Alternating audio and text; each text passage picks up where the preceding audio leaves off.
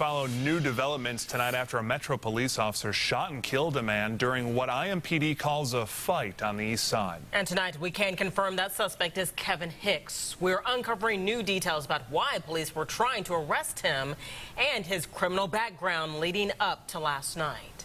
We have full team coverage for you tonight. Let's start with RTV6's Jack Reinhardt with those new details from the investigation. Jack? Well, we now have a few more details that led up to the events that preceded last night's fatal shooting of an unarmed suspect by a Metro police officer, and we know a little more about the man himself who was killed. Now, police have identified the dead man as 45-year-old Kevin Hicks of Indianapolis. Family members told me he was shot in the face. Police told us a short time ago that Hicks' wife called 911 about 9 o'clock to say that she was in a car and that her husband was beating her incessantly. Upon completing that distress call, she pulled into the Marathon station at 10th and Rural, where she spotted the officer. Surveillance video from the gas station shows that the woman went over to the officer's car, they chatted, and then the officer asked Hicks to step out of the automobile. Now, things appeared to be going normally until the officer put his hands on Hicks, and that's when police say a very violent physical altercation took place. The officer told Hicks he was going to tase him, and then Hicks knocked the taser out of his hands. Now, we do have corroborating witness statements after that the fight, that the actual momentum when they pulled off camera took the officer and Mr. Hicks to the ground. So it actually occurred on the ground. So this was a pretty aggressive fight. The damn shame.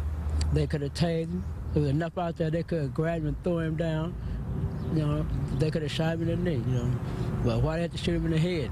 Unless they were mad at him. Now, just about 90 minutes before that shooting, a warrant was issued for Hicks's arrest. He was AWOL from the Duvall Work Release Center, where he was serving an 8-month term for battery with a bodily injury. Now, the officer was taken to Methodist Hospital, where he was treated for bites to the arm. Also, he had abrasions and cuts on his face, a possible broken wrist, and police say he was also being treated for a possible concussion. Metro Police say this investigation is active and ongoing, and that the results of that investigation will be forwarded to the Marion County Grand Jury. Reporting live from police headquarters, Jack Reinhardt, RTV6.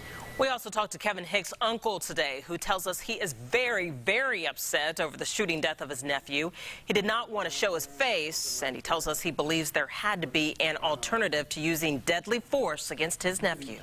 It doesn't make sense to take a life the way that the IPD took the life, the way the Metropolitan Police took my nephew's life. I don't think it's right.